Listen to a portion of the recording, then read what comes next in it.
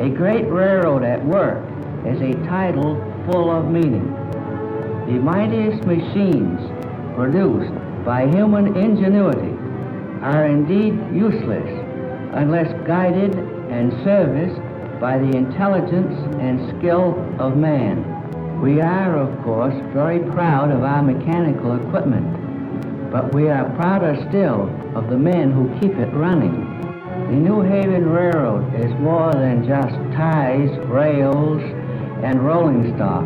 It is primarily people.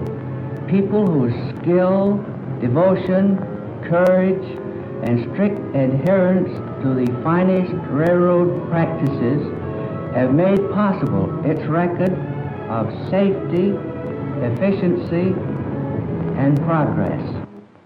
Right, Mr. Palmer. And now let's have motion pictures take us behind the scenes of a great railroad at work. We'll see two general phases: railroad operation and railroad maintenance. Trains are of two kinds, passenger and freight. Let's begin with the passenger. The locomotive backing into the yards to pick up the cars of the Yankee Clipper.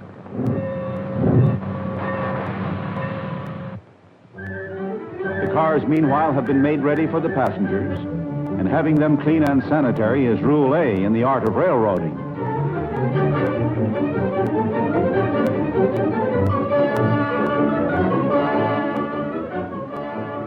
Repair shops. Here, passenger coaches, dining cars, and grill cars are brought to be repaired or rebuilt.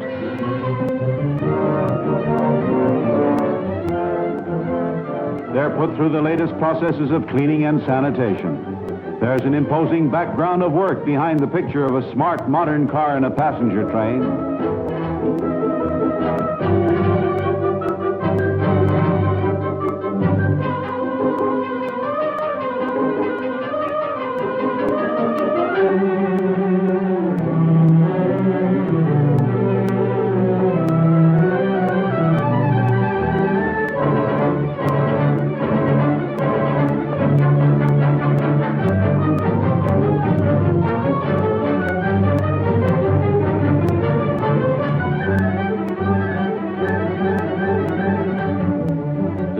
Car windows.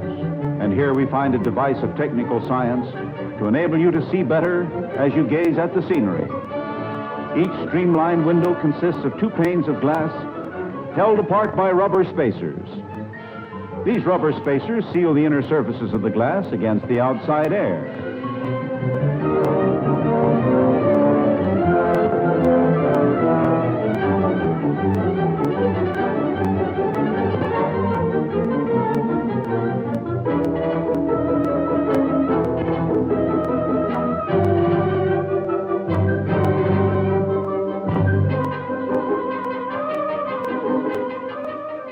Between the panes, dry nitrogen is forced to keep them from being fogged by condensing moisture.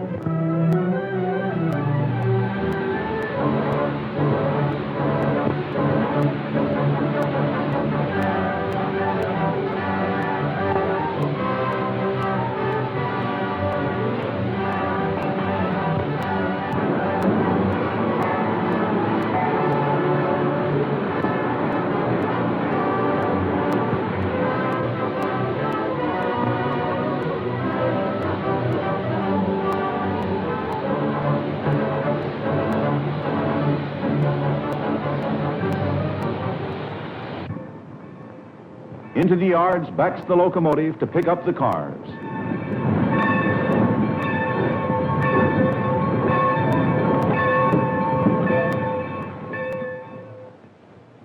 Meanwhile, at the commissary, supplies of food and drink for the dining car are being allotted and checked. 10 baked beans? Check. 4 tomatoes? Check. 6 porridges? Check. 6 figs? Check. 1 Rhine wine? Check. 2 palm wines? Check. 12 Manhattans? Check. 12 martinis? Check. Right. George?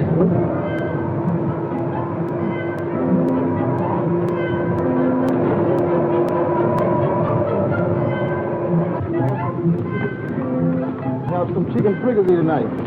Yeah, that's very nice. The amount of groceries they can stow into the small pantry space that car dimensions permit would make a housewife think that it's all magic.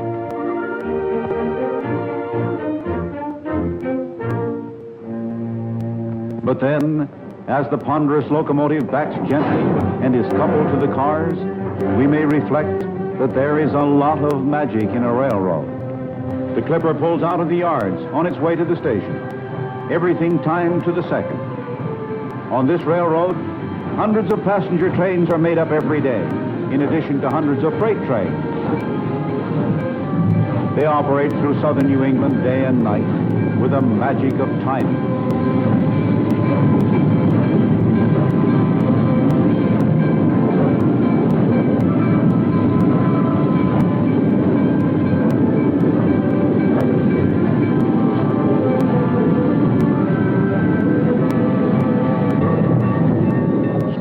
Geometries of tracks in the yards, and the number of switches there calls for deft and intricate manipulation.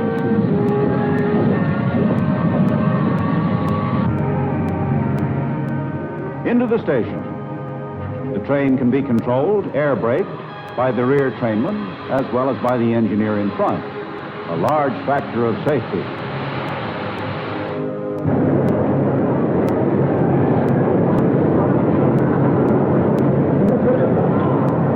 South Station in Boston. The old familiar scene, and never without a thrill. Passengers going to a train.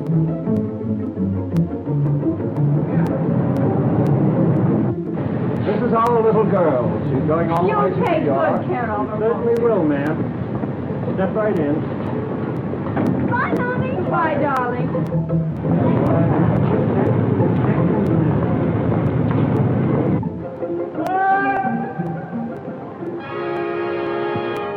Hey, wait a minute.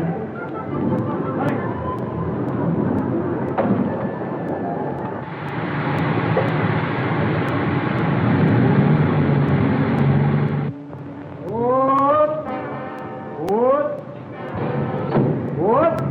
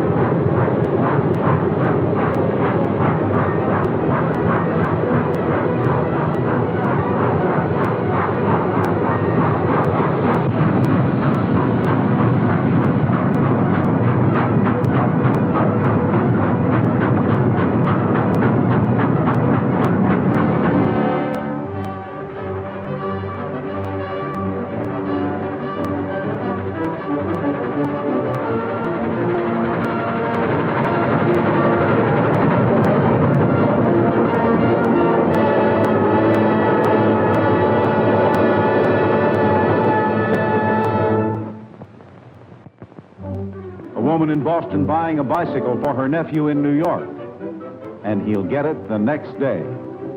This takes us to the subject of freight trains. Shipments of freight are in two classes, carloads and less than carload lots. Delivered to the freight depot and recorded with a weighbill, the boy's bicycle is stowed safely and securely for the trip. There's an art in stowing all sorts of freight securely in a car, and also in switching the cars through the yard. The powerful diesel switcher is the last word in this type of modern mechanism, one of the busiest of workers in the realm of railroading, practically a 24-hour-a-day worker. A new coordination of rail and highway transportation is seen, as they load a trailer onto a flat car. The trailer has picked up packages from all over Boston to be distributed in New York. Ordinarily, the tractor pulling the trailer would have made the trip to New York by highway. But now the trailer is securely fastened on the flat car and then carried to the metropolis. This avoids a truck trip to New York, a large saving of gasoline and of rubber tires.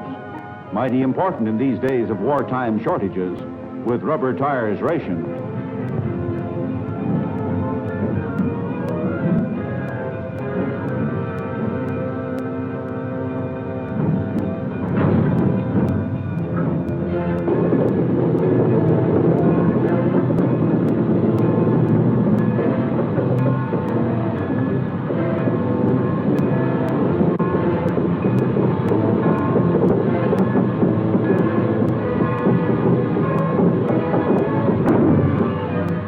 Locomotive is coupled to the cars, and the theme is Industrial Products of New England on their way.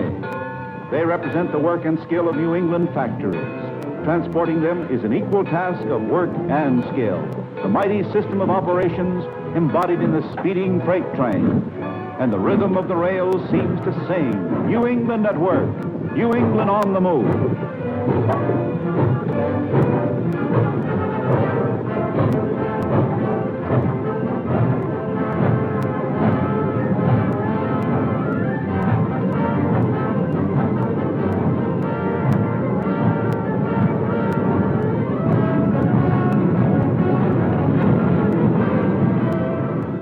Signal tower, which trains to and from New York will pass. One of many sentinels of safety. Vigilant alertness 24 hours a day. When a train passes, the signalman flashes the report to division headquarters. Groton West 177 by at 2:15, engine 1404 with 13 cars. Line up on track 1 for the Clipper.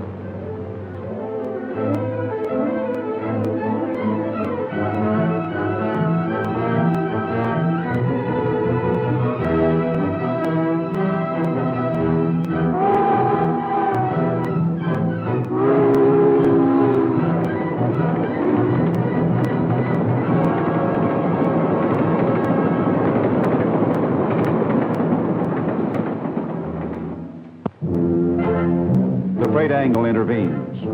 For railroad's two categories, passenger and freight, are another form of life's two divisions, people and things. South America is the destination of this large and intricate machine. Carefully crated, it will go by ship, but first it must be taken by rail down New England to the harbor. An export angle of freight service. Industrial New England is of historic importance in the foreign trade of this nation. Passenger service takes plenty of account of passengers' appetites.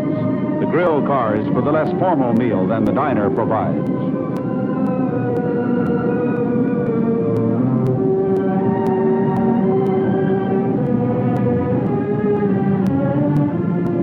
Thank you.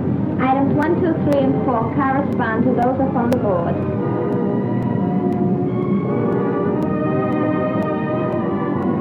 Do you suppose I could have that roast beef rare? Certainly. All right, then I'd like rare roast beef with mashed potatoes and peas. Would you like something to drink? Yes, tea with lemon. Tea with lemon, thank you.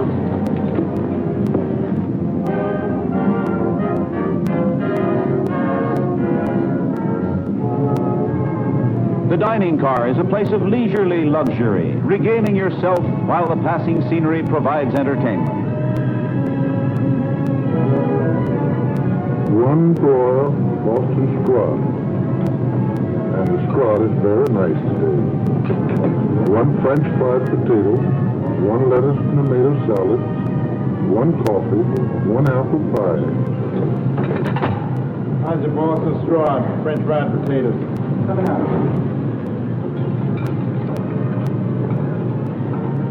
Pick up on the Boston scrod.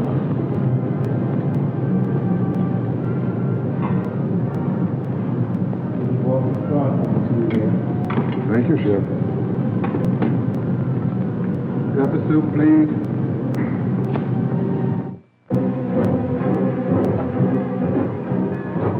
This classification yard shows us an ingenious angle of freight transportation. It has a sort of hill, which they call the hump.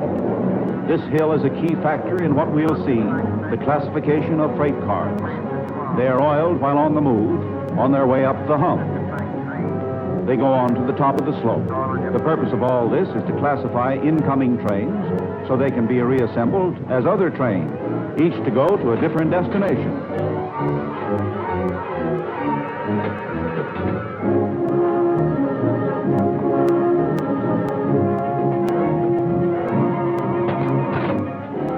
The yard master directs the switching. The car is to be switched to various tracks. And on your second sheet, the 22 to 24,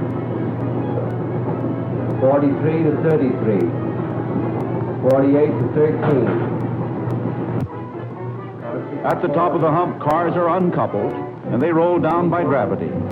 Some cars would get up too much speed if it weren't for the retarder, a device for checking their speed.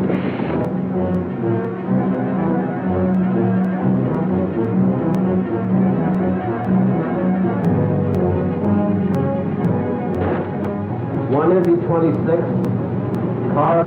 In the retarding tower, the speed is governed, electrically controlled.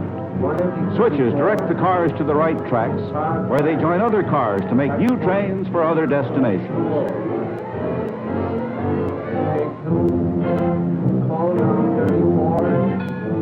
We see the crate of machinery for South America going over the hump. The train in which this car arrived consists of cars bound for different destinations. In the classification yard, it will join a train going to the harbor.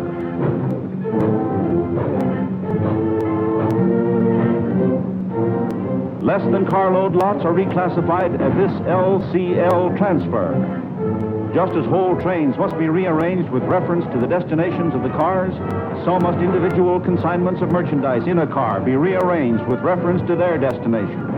And this is done here. The car is unloaded, and the merchandise is reassembled in other cars. These cars are then attached to trains bound for many, many places. The engine house, where running repairs are made.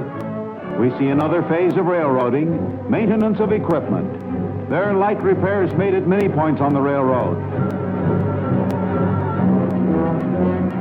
And there are heavy repairs which are made in a great locomotive shop.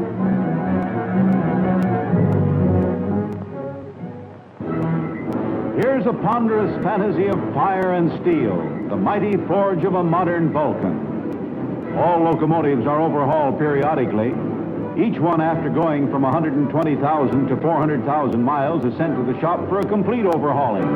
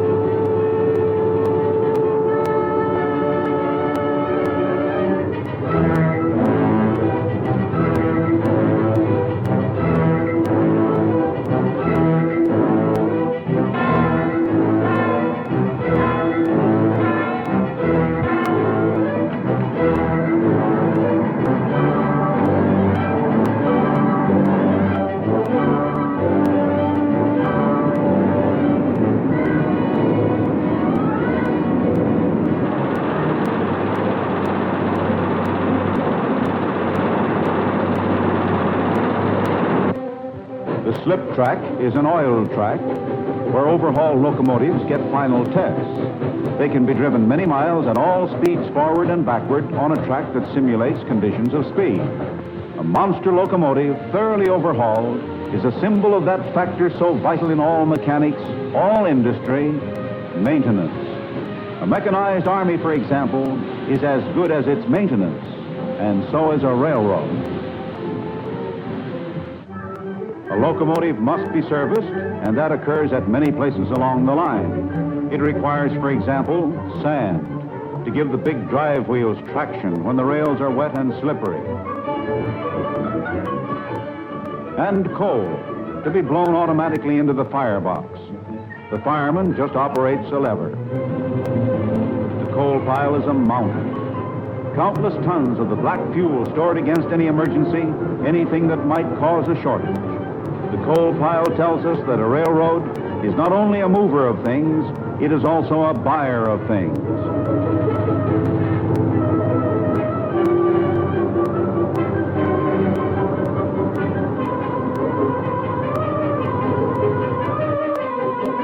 This we see vividly at one of the warehouses, stocked with shovels, brooms, locomotive and car replacement parts, tools for track, shop and building maintenance, signal equipment, and countless other miscellaneous items a railroad needs. Ties go with rails as ham with eggs. As in the case of coal, the stocks of railroad ties are immense, a matter of acres. It takes more than 3,000 ties to make just 1 mile of standard railroad track. Lumber to hold up steel, and oil for fuel, for every sort of lubrication, and for paint. Salvage is a large activity. Everything possible is saved and put away for future use. Railroad economy.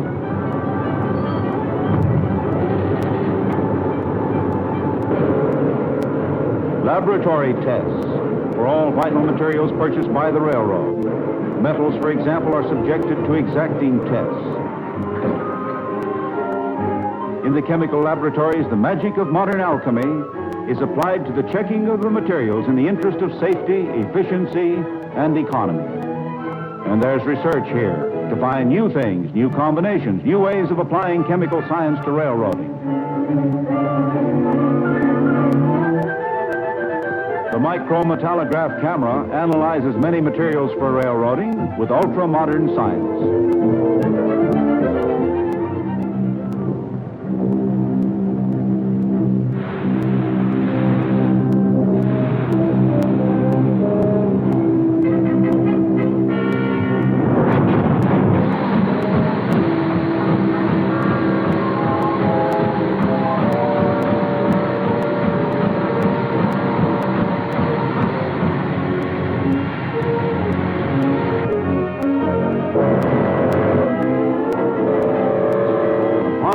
Power of steam and steel, taking a treasure store of New England merchandise into the night. The night freight calls our attention to an element of time, the bright time of day, and here's the dark time of night. Railroading is on a 24-hour schedule. Despite the elements, and never mind the weather, be it fair or stormy, hail, sleet or snow, the night freight must go through.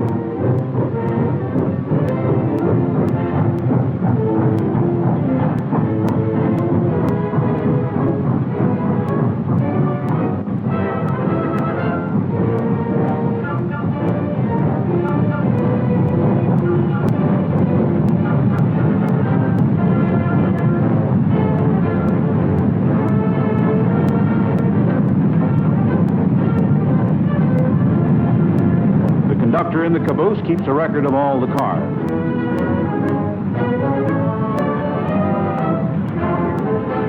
And the night freight seems to sing a song of work, a song with the refrain, every day, 24 hours a day.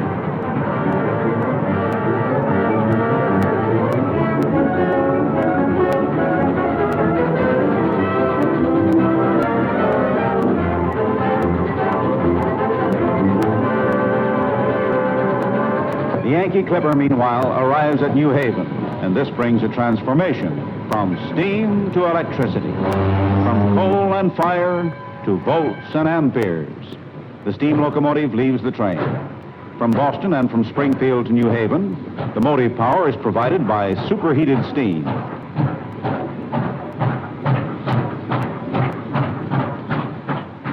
Then for the remainder of the run, the energy to drive the wheels is provided by dynamos. The electric locomotive is a thing of streamlined efficiency, a monarch of high tension. Electricity has been a comparatively recent story in American railroading.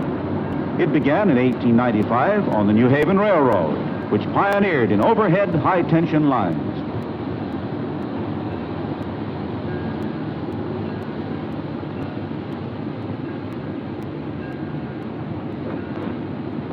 And now the Clipper goes speeding under electrical power. We're in a new world of railroading, a realm where 100 thunderbolts of Jupiter are harnessed to turn the wheels of trains.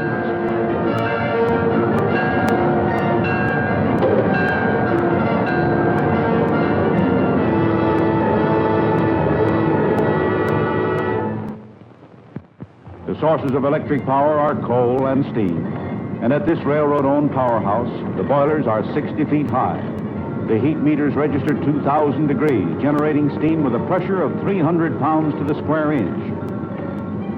Powdered coal blown into the furnace and burning in suspension in the air. The turbo generators hum at 1,500 revolutions per minute to produce in a single year over 100 million kilowatts of electricity. The nerve center of the powerhouse, the main control room with its elaborate equipment. Here, watchful eyes check the surge of power through the overhead lines. Railroad power.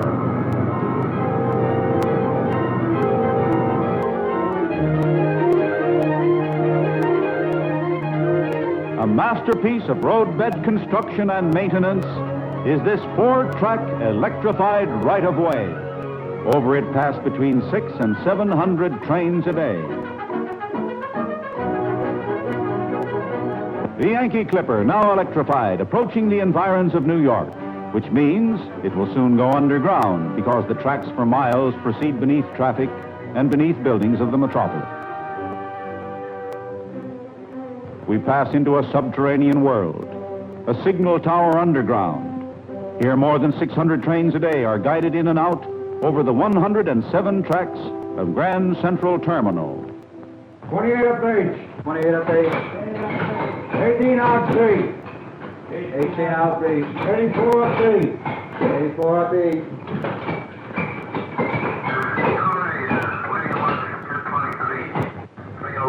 Put him on the outbound tower, C. 29 up I. 23 to the way D. 23 to the way of D. Track G to track 40 with the Clipper. G to 40 with the Clipper.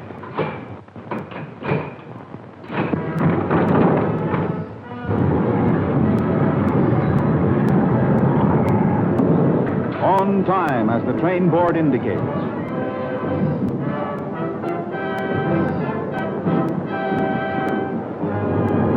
Here she comes, the Yankee Clipper.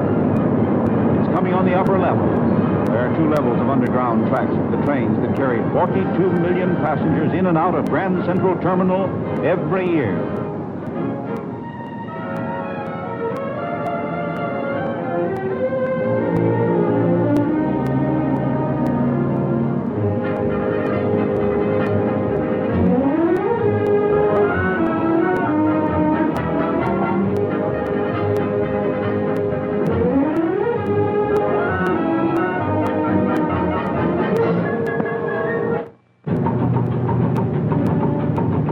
Our boxed machine bound for Rio. From the flat car that brought it to New York, the railroad delivers the consignment on a lighter to its berth aboard the ship. The railroad owns 42 of those ungainly barges with the big derricks. They're strong and sturdy. Some of them can be loaded with 500 tons of freight.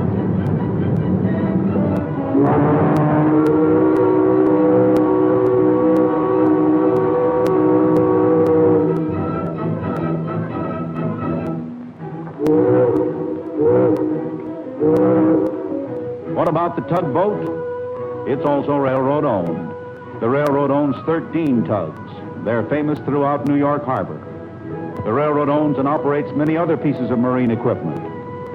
And so the case of machinery, is on its way to be stowed aboard ship, and then south into the tropics, past the equator, to be put into service in the land of the Amazon. New England machines to modernize latitudes of jungle green.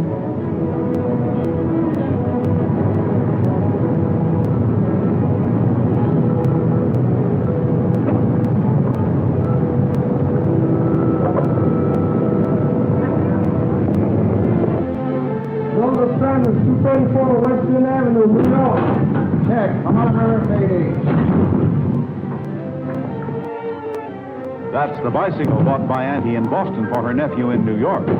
It's to be delivered to the lucky lad by the railroad through its pickup and delivery system. This is another modern phase of railroading.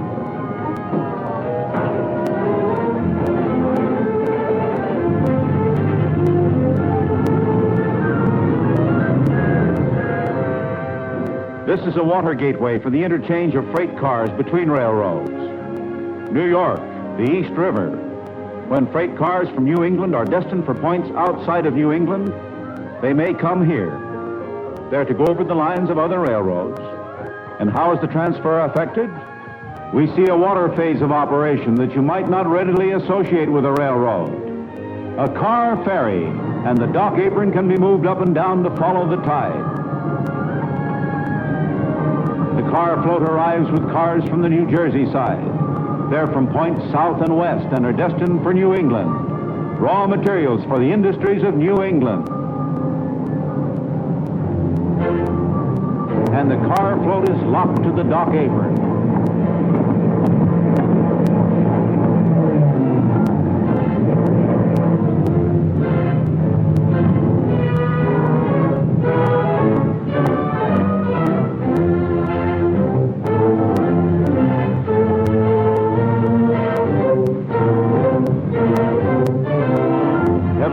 Steel freight cars roll onto the tracks of the float. Manufactured articles made in large part from raw materials brought previously into New England. On the other side of the river, they will roll similarly onto the tracks of the railroad that is to take them on to complete their journey to some point in this immense country of ours. New England carload lots bound for everywhere.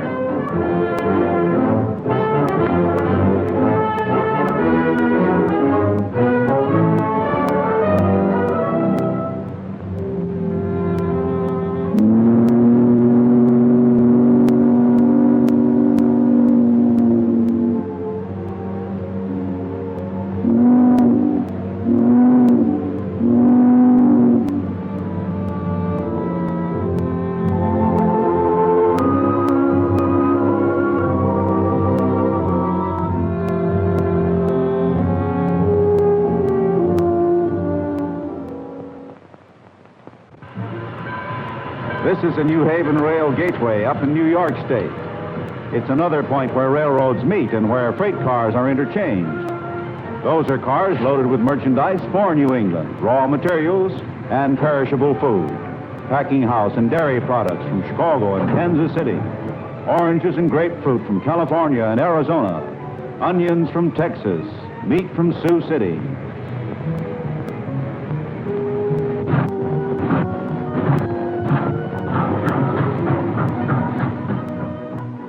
It's early morning at a New England city. Freight cars full of fresh food. The beginning of the day, the right time for food distribution.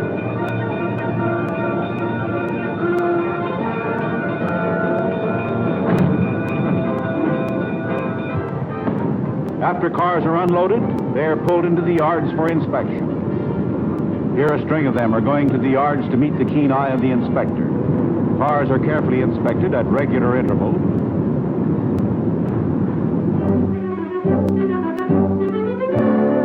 And when something wrong is found, the car is tagged. Bad order, familiarly known as B.O. The car then goes to B.O. Brown's yard. Those are his real initials, appropriately. In the yard, light repairs are made. For heavy repairs, freight cars are brought to the back shops here. Wheels are pressed off the axles by the application of enormous pressure. Hundreds of tons. After being repaired to exacting standards of safety, wheels are pressed back onto their axles under pressure. No bolts or screws needed to keep the wheel securely in place. Just that enormous pressure.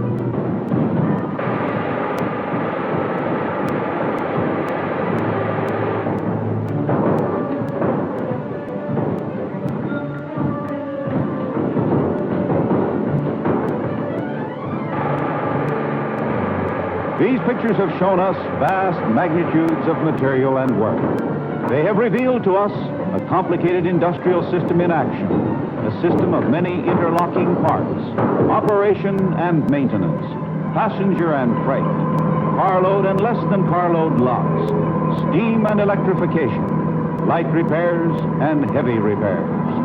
All these coordinated with a perfection of timing, the many parts working together harmoniously, a giant clockwork of transportation, an American railroad. All this is typical of the industrial genius of America. It is an example of that world-important thing on which this nation and our brother nations must rely in a perilous war of worldwide scope. Our victory depends first of all on the American gift for making giant industrial systems of production and transport operate with an amount of efficiency that no other nation can match. Such is the larger meaning of these scenes of a great American railroad at work. The human factor is the true source of all the mechanical wonder. It is as New Haven President Palmer told us, people whose skill, devotion, courage, and strict adherence to the finest railroad practices have made possible this railroad's record of safety, efficiency, and progress.